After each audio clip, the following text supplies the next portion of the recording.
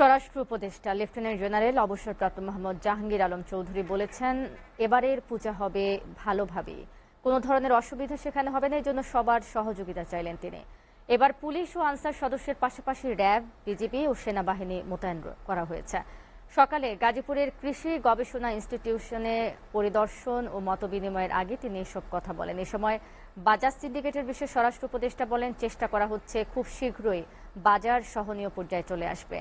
যদি কোনো সিন্ডিকেট থেকেও থাকে, বাণিজ্য মন্ত্রণালয় তা ভেঙে দেবে। এ সময় উপস্থিত ছিলেন কৃষি সচিব এমদাদ উল্লাহ মিয়া, ডিজি আব্দুল্লাহ ইউসুফ আকন্দ, জেলা প্রশাসক নাফিসা আরিফিন, পুলিশ সুপার আবুল কালাম আজাদ সহ আরও অনেকেই।